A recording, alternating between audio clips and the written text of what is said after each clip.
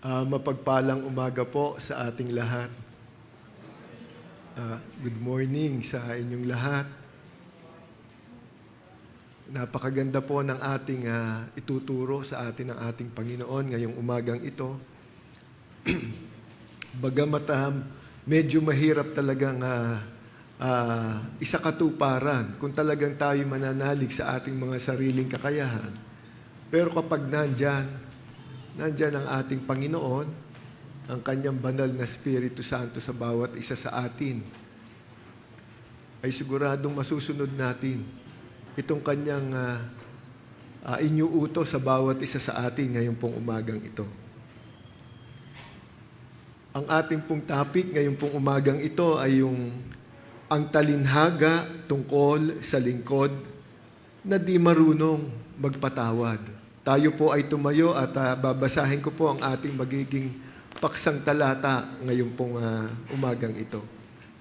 At ito po ay matatagpuan natin sa Matthew 18, verses 21 to 22. Lumapit si Pedro at nagtanong kay Jesus, Panginoon, ilang beses ko po bang patatawarin ang aking kapatid na nagkasala sa akin?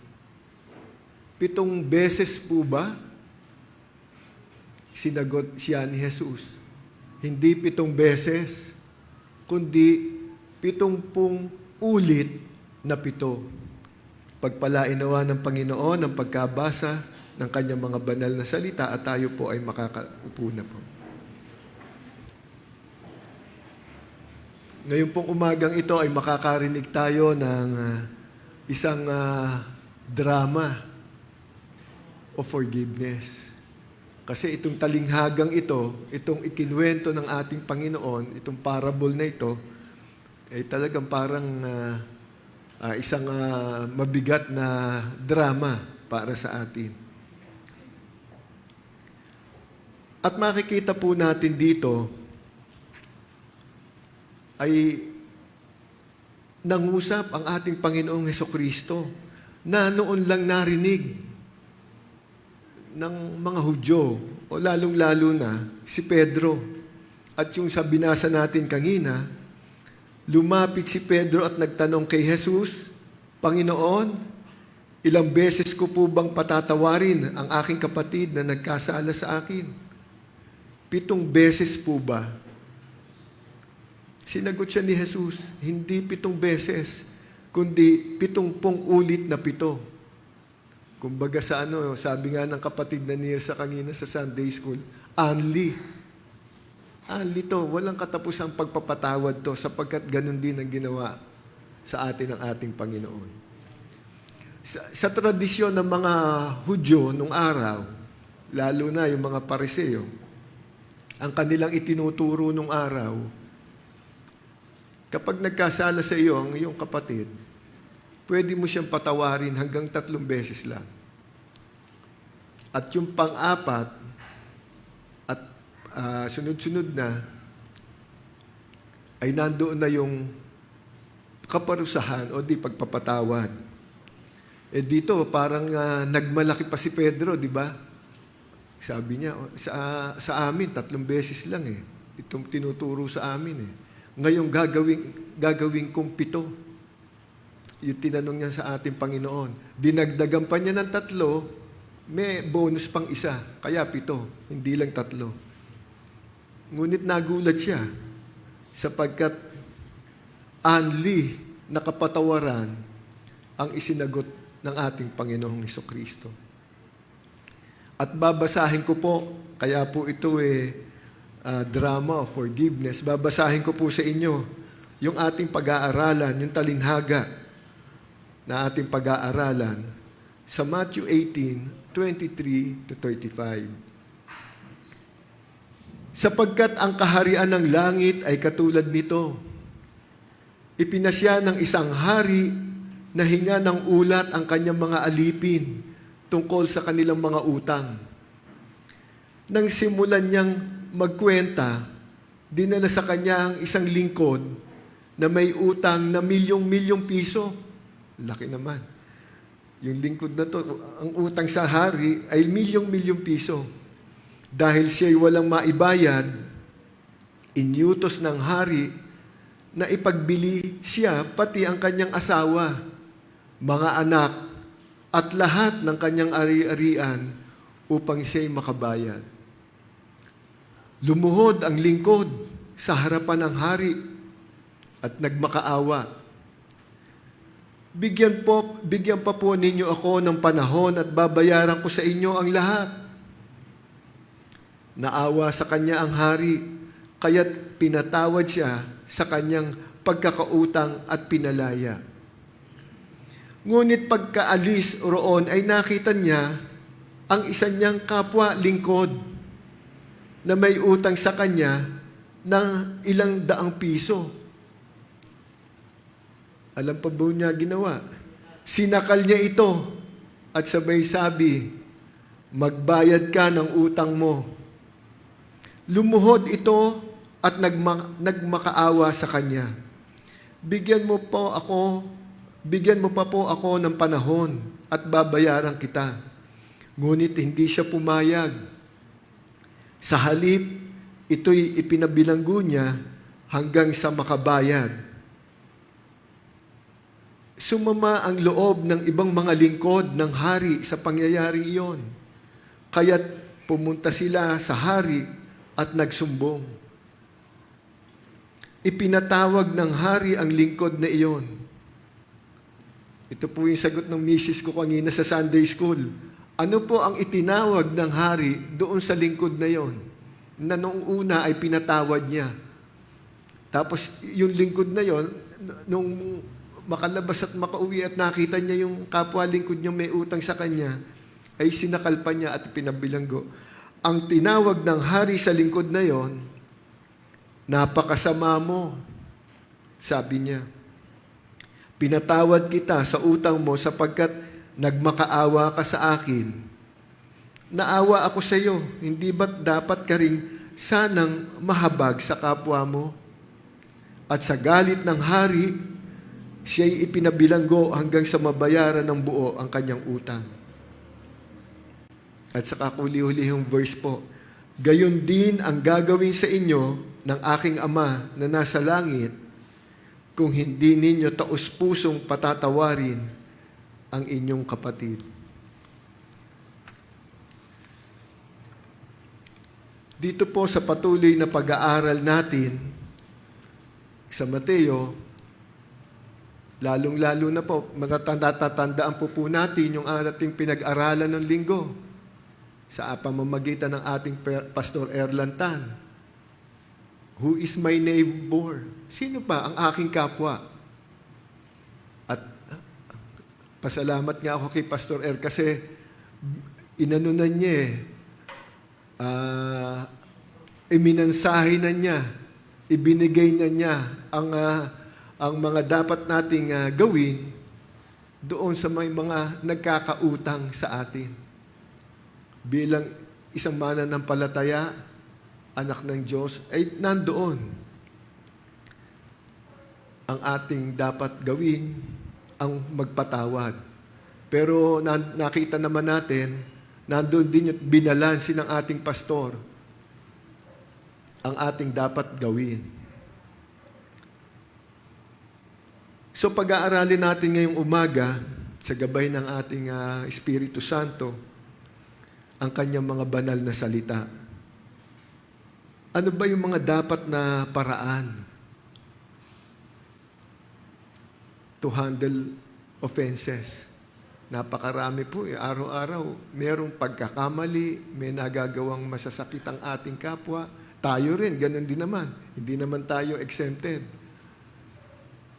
Ano po ba ang tamang paraan kapag dumating sa atin yung ating kapatid at inaming, pasensya ka na, nagkamali ako.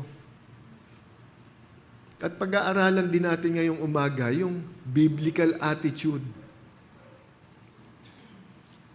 na inuutos sa atin ng ating Panginoon doon sa kapatawaran. At doon sa binasa natin, pinag-aralan natin kanina sa Sunday School at binasa kong istorya, ay nakita natin ang napakagandang talinhaga na ibinahagi at ikinwento ng ating Panginoong Hesus tungkol sa pagpapatawad.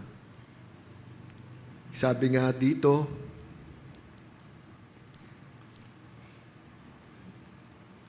grant it when requested. Give it when it's not. Miski humihingi ng kapatawaran ng ating kapwa, miski hindi siya humihingi, either way, magpatawad tayo sapagkat iyan ang itinuturo ng ating Panginoon. Sabi nga, 70 ulit na 7. Panginoon, 70 ulit na 7. Di 490 lang po ito. Pagdating ng 491, hindi ko na po siya patatawarin. Hindi po mathematically gano'n ang explanation ito. Wala pong hanggan. Anling pagpapatawad ang gusto sa atin ng ating Panginoon. Tulad ng ginawa ng kanyang anak. Ano po ba yung... Tingnan po natin yung dynamics of forgiveness. Tingnan po natin yung kapag hindi po tayo nakapagpatawad. Kapag hindi po tayo nakapagpatawad sa ating kapwa. Iisipin po natin mga kapatid at mga magulang, sa isang araw lang, mananampalataya ka o hindi ka mananampalataya, meron po ba sa isang araw dito sa harapan natin ngayon, sa loob lang ng isang araw, hindi po tayo nagkakasala?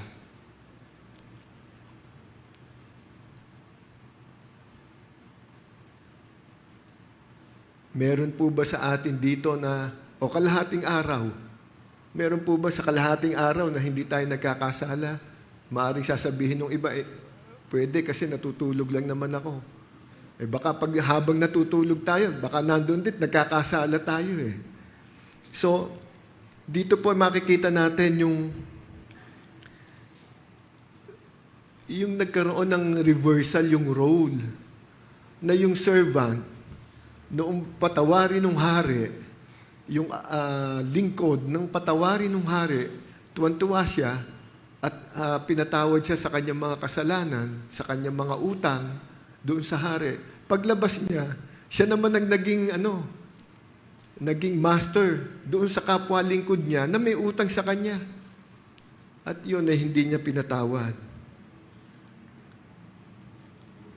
Makikita po natin mga kapatid at mga magulang,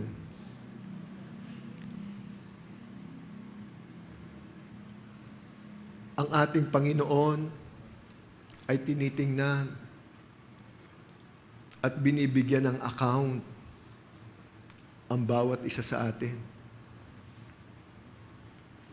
Tayo ba ay nagpapatawad sa ating kapwa?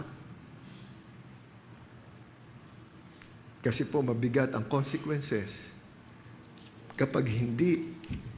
At sabi niya sa verse 35, gayon din ang gagawin sa inyo ng aking Ama na nasa langit kung hindi ninyo taos-pusong patatawarin ang inyong kapatid. Ang pangalawa po, nakikita po natin yung nawawala sa atin, yung Christ-likeness. Nawawala sa bawat isa ang imahe ng ating Panginoon sa bawat isa sa atin kapag hindi tayo nagpapatawad. At sabi nga po sa 1 Peter, sabi po sa Luke 23:34, sinabi ni Jesus, Ama, patawarin mo sila sapagkat hindi nila nalalaman ang kanilang ginagawa. Mamamatay na po at nakabayubay sa krus ang ating Panginoong Jesucristo. Pero yun ang unang-unang niyang sinambit. Yun ang unang-una niyang ginawa. Ang patawarin ang lahat ng may mga kasalanan sa Kanya.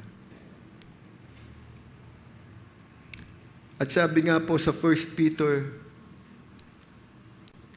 2:21-25, ang pagtitiis ng hirap ay bahagi ng pagkatawag sa inyo ng Diyos. Sapagkat nang si Kristo ay magtiis para sa inyo, nag-iwan siya sa inyo ng isang halimbawa na dapat niyang lubos na tularan. Hindi siya gumawa ng anumang kasalanan o nagsinungaling kailanman. Nang siya'y insultuhin, hindi siya gumamit ng insulto. Nang siya'y pahirapan, hindi siya nagbanta. Sa halip, ipinaubaya niya ang lahat sa Diyos na makatarungan kong humatol.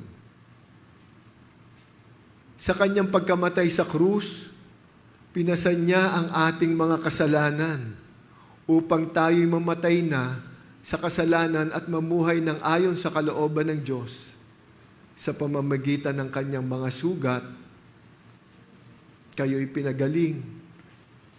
Sapagkat kayo'y ay tulad ng mga tupang naligaw. Ngunit ngayon, kayo'y nanumbalik na upang sumunod sa pastol at tagapangalaga ng inyong kaluluwa. Mga kapatid at mga magulang, tularan po natin ang ating Panginoon sapagkat iyan ang inyong utos at ipinagagawa niya sa bawat isa sa atin. Nandoon lagi dapat ang kapatawaran natin sa mga nagkakasala sa atin. Kapag hindi po tayo nagpapatawad, nandoon po yung nandun po yung disobedience natin. Nandun po yung hindi natin pagsunod sa ating Panginoon. Kasi po itinuturo niya sa atin na tayo ay maging mapagpatawad sa lahat ng kanyang mga itinuro sa atin, mga talinhaga, sa halimbawa na ipinagkaloob niya sa atin. Nandun dapat ang pagtitiwala. At kapag hindi natin ito ginawa, hindi tayo nagpatawad sa ating kapwa, at nandoon, at hindi rin natin sinusunod siya sa mga itinuturo niya sa bawat isa sa atin.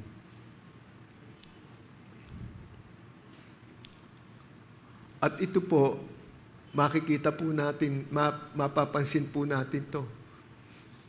Mapapansin po ng bawat isa sa atin, ng kapwa Kristiyano natin, kapag hindi tayo nagpapatawad sa ating kapwa. An unforgiving spirit rarely stands alone. It always shows, and we look worse than the person we won't forgive.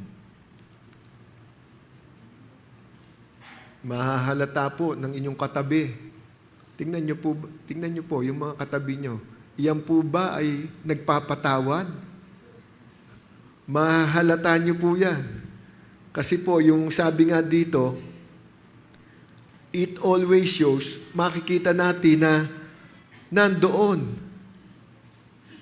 at malubha pa yung hindi nakapagpapatawad kaysa doon sa kanyang hindi pinatatawad. Bakit po? Siya namumroblema eh. Wala siyang kapayapaan sa sarili niya eh.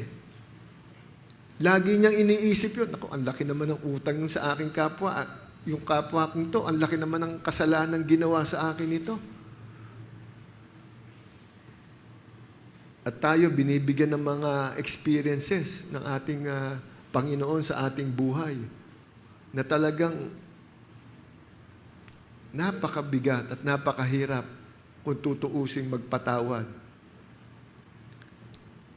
Maaring nakapagpatawad tayo, Pero yung kasalanan ginawa sa atin nung kapatid natin ito, hindi naman natin makalimutan. Dala-dala natin to pasampasan natin to. Biro mo, ilang taon na, nandun pa rin sa ating pag-iisip, nandun pa rin sa ating balikat yung nagawang kasalanan yon. Hindi natin mapatawad, hindi natin makalimutan. Samantalang ang ating Panginoon, He forgives all our sins and immediately He forgets kung ano yung mga kasalanang nagawa natin sapagkat napakarami.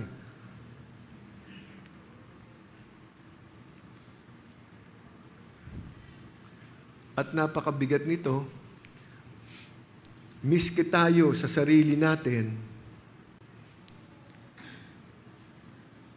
nagkakaroon ng blockade o kumbaga bumabara na rin sa ating pagkatao na miski tayo ay hindi makatikim ng pagpapatawad din sa ating kapwa.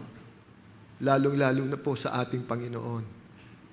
Sabi nga po sa 1 John 1:9, subalit kung ipinapahayag natin ang ating mga kasalanan, patatawarin tayo ng Diyos sa mga ito at lilinisin tayo sa lahat ng ating kasalanan sapagkat Siya'y tapat at matuwid. At napakaganda po, di ba? Napakaganda po nung itinuro sa atin ng Panginoong Hesukristo sa ating panalangin sa Kanya na Ama namin. Sabi nga po doon, bigyan niyo po kami ngayon ng aming kakanin at patawarin niyo po kami sa aming mga utang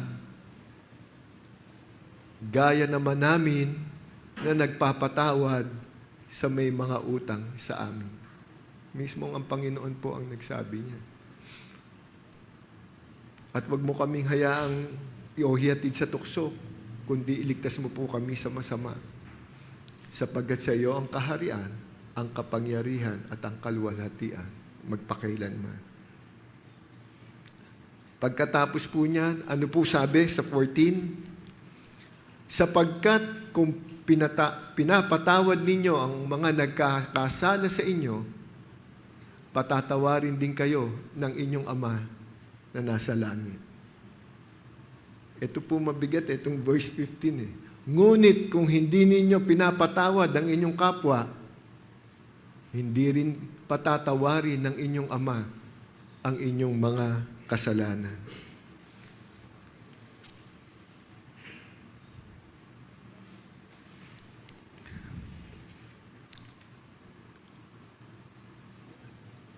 Sabi po sa Mark 11:25-26, kapag kayo'y tumayo upang manalangin, patawarin muna ninyo ang nagkasala sa inyo upang ang inyong mga kasalanan ay patawarin din ng inyong Ama na nasa langit. Sa 26, ngunit kung hindi kayo magpapatawad, hindi rin naman kayo patatawarin ng inyong Ama na nasa langit. Kaya mga kapatid, lagi nating iisipin yan at lagi nating gagawin na bago tayo manalangin sa ating Panginoon,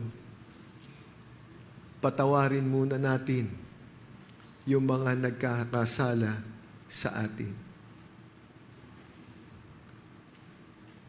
Napakaganda nung discussion namin kanina sa Sunday School. Mabigat ang mga sitwasyon na nakikita at inihahayag ng bawat isa. Paano po kung buhay na ang kapalit? Sabi nga ng kapatid na amante, paano kung ako ay nasaksak na hindi na dahil lang sa pag-aawat o nasaksak ako. Kailangan po ba ang hustisya dito? Kailangan po ba ang paghihiganti rito?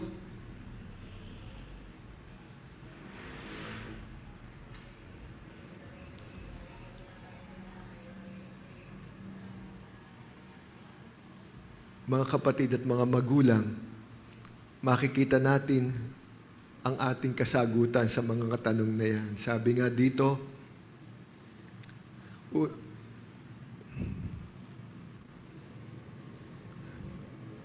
kapag hindi tayo nagpapatawad, nandoon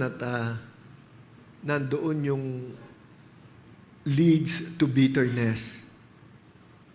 Ano po doon? Bitterness. Nandun po yung anger o disappointment for being treated unfairly.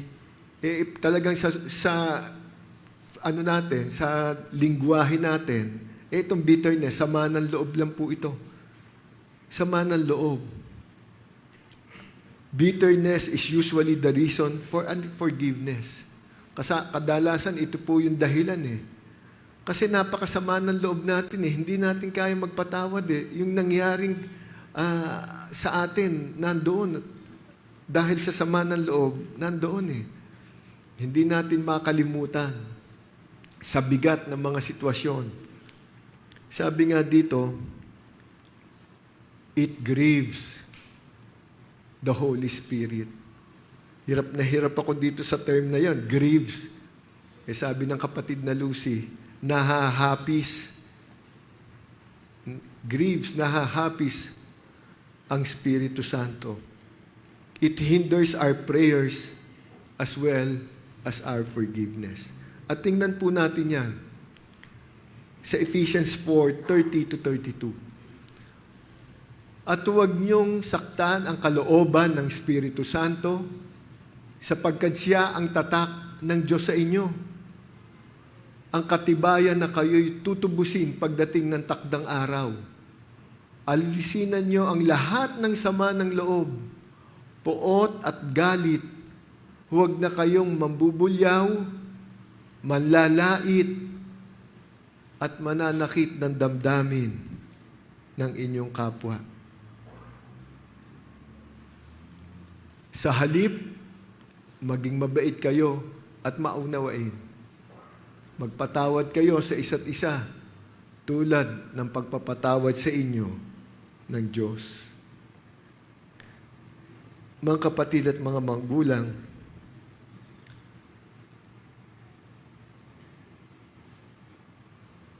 ito pong itinuturo sa ating umagang ito, ngayon pong umagang ito, alam ko, naglalaro na po ang ating pag-iisip sa napakaraming injustices o sama ng loob na nangyayari sa ating buhay o sa ating kapitbahay o sa ating kaibigan o sa ating pamilya. Pero makikita natin, ito po ang itinuturo sa atin ng ating Panginoon. Sabi nga, blights other lives that we touch. Ruin o winawasak ang buhay ng iba dahil sa sama ng loob. At sabi nga po sa Hebrews 12:15, pag-ingatan ninyong huwag tumalikod ang sino man sa inyo sa pag-ibig ng Diyos. Huwag kayong magtanim ng sama ng loob na dahil dito'y napapasama ang iba.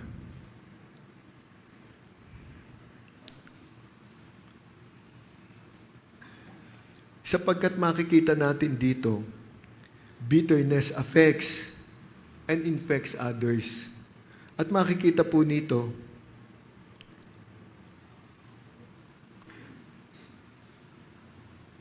mismong tayong hindi marunong magpatawad,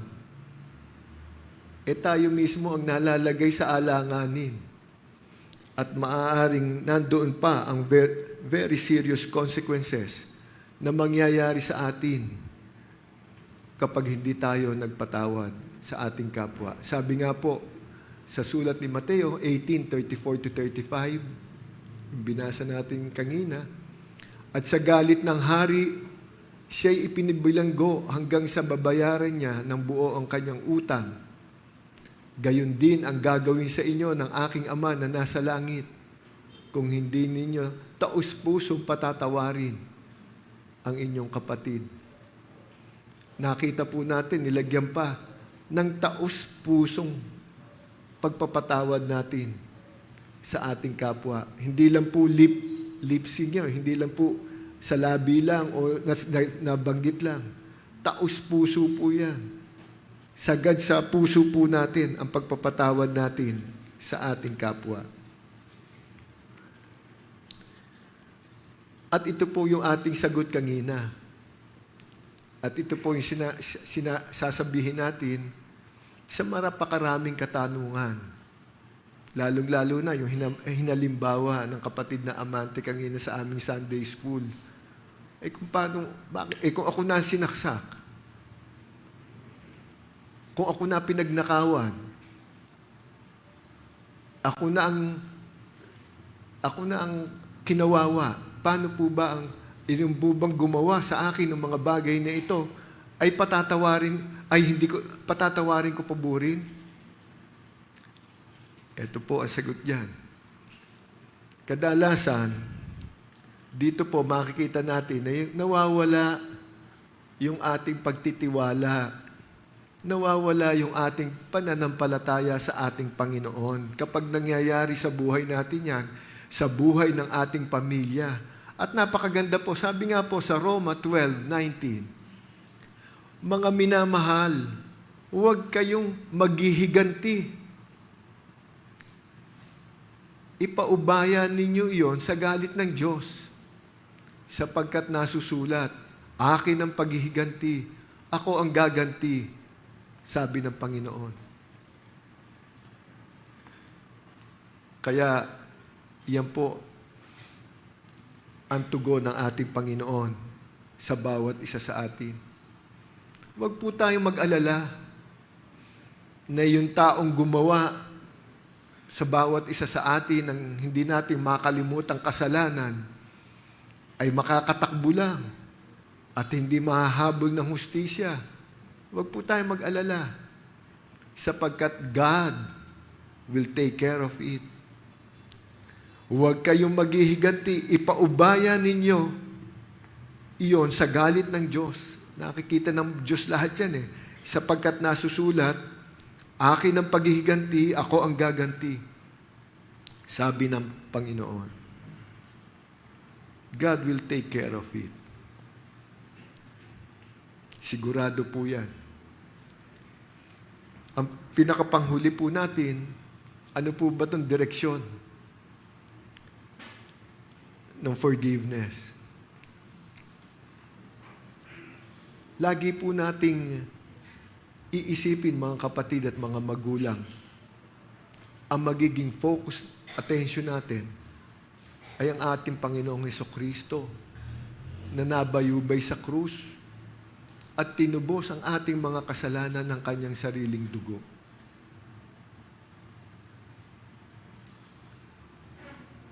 At yung nandito sa ating mga sarili, nung tanggapin natin siya bilang Panginoon natin at tagapagligtas, nandito na po sa atin yung Espiritu Santo. Nandito na po sa buhay natin yung forgiving Holy Spirit. At siya ang magiging daan natin para masunod natin itong pinag-uutos sa atin ng ating Panginoon. We never will show Christ-likeness until we have such a spirit.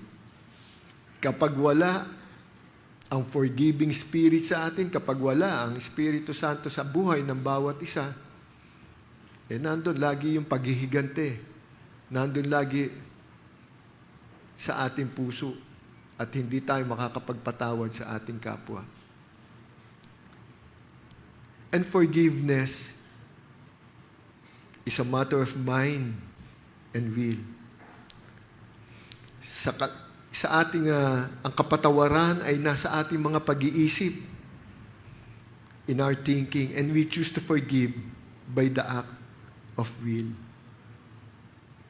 Kapag nandoon yung Holy Spirit, forgiving Holy Spirit sa ating mga sarili, nandun yung kapayapaan natin sa ating mga sarili. Miski anong ginawa na kasalanan sa atin ng ating kapwa at pinatawad natin siya, nandun yung ating kapayapaan sa ating mga sarili at nandun yung joy na ipinararanas ng Espiritu Santo. Anuhin nyo na experience nyo na hindi kayo magpatawad. Hindi kayo makatulog, hindi kayo makakain, isip ng isip kayo, parang laging may nakapasa na mabigat na bagay sa inyong mga balikat. Samantalang yung taong naggawa sa inyo o nagkasala sa inyo, baliwala sa kanya. Hindi siya ang nai-stress. Hindi siya ang nape-pressure. Nakakatulog siya ng mahimbing. Nakakakain ng maayos. Tayong hindi makalimutan yung ginawa ng ating kapwa at hindi tayo makapagpatawad, tayo nang masyadong nai-stress. At wala yung kapayapaan sa ating sarili. Kaya mga kapatid at mga magulang, sa ating pagwawakas, sabi nga ng ating Panginoon, lahat ng mga offenses, lahat ng mga pagkakamali, pagkakasala sa atin, gayon din tayo, ay darating at darating sa ating buhay. Maaaring sa mga oras na to, may mga iniisip tayo nangyari sa atin yan. Mga nagawa sa atin ng ating kapwa na kailangan nating patawarin. Face the offender with the offense. At kadalasan, kapag hindi po natin nagawa yan, tayo po ang nalalagay sa alanganin. Tingnan po natin sa Matthew 18:15. Ano po ang sinasabi rito sa Matthew 18:15? Kung magkasala sa iyo ang kapatid mo, puntahan mo siya at kausapin ng sarilinan tungkol sa kanyang kamalian. Iyon lang, mabigat na yon. Kung magkasala sa iyo ang kapatid mo, puntahan mo siya at kausapin ng sarilinan tungkol sa kanyang kamalian. Ito po ang tinuturo sa atin. Kapag nakinig siya sa iyo, naibalik mo na ang inyong pagsasamahan bilang magkapatid. Puntahan po natin. Kausapin natin ang sarilinan. Baka galit tayo ng galit. Hindi naman pala alam ng kapatid natin na nakagawa siya ng kasalanan sa atin. Puntahan natin at mag-usap ng sarilinan. Tungkol sa kanyang kamalian, kapag nakinig siya sa iyo, naibalik mo na ang inyong pagsasamahan bilang magkapatid. At ito po yung ating warning sa atin. Sa Matthew 6:15, ngunit kung hindi ninyo pinapatawad ang inyong kapwa, ito mabigat hindi rin patatawarin ng inyong Ama ang inyong mga kasalanan. Tayo po ay tumayo at tayo manalangin. Diyos ang makapangyarihan sa lahat. Marami pong salamat, Panginoon, sa turo mo po sa amin na maging mapagpatawad sa aming kapwa. Marami pong salamat, Panginoon, sapagkat ikaw mismo ang nagbigay sa amin ng napakabigat na halimbawa nung ikaw ay nakabayubay sa krus doon sa bundok ng Kalbaryo, sa sobrang hirap, napakaraming dugong dumadanak sa katawan mo, ay ito pa ang unang-unang nasambit mo sa iyong unang huling wika. Yung pagpapatawad mo sa bawat isa sa amin. patuloy na nagkakasala sa iyo.